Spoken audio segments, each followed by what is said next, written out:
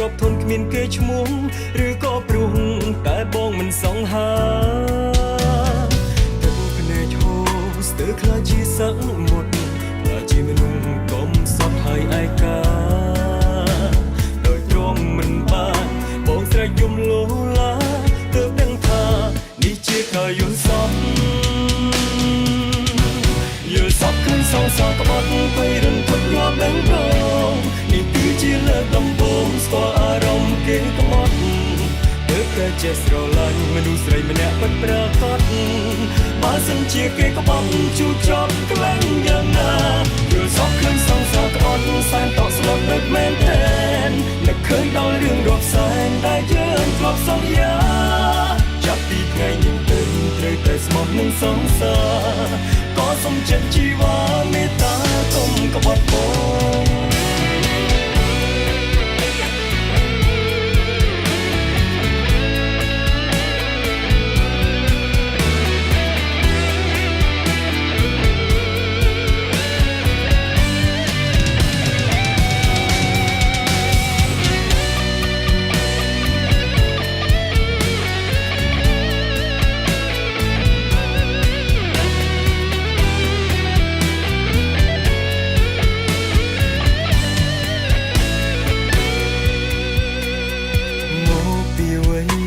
ស្រីអាចធ្វើបែបនេះនាទីញញបងហាក់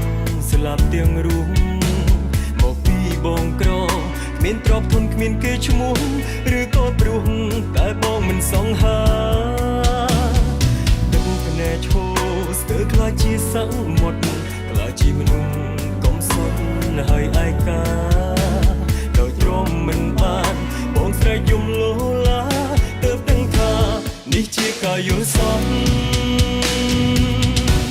យល់សប្តិឃើញសងសក្បត់ទៅរំភើបងាប់ដឹងដ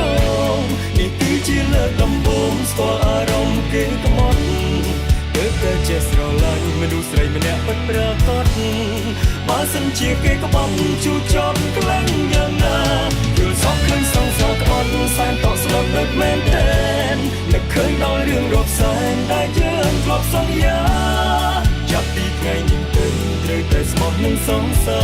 រក៏សូមចិត្តជីវ៉ាមេត្តាកុំក្បត់បងយល់សប្តិឃើញសងសារក្បត់ភ័យរន្ធត់ញាប់បេះដូងនេះគឺជាលើកដំបូងស្គាល់អារម្មណ៍គេក្បត់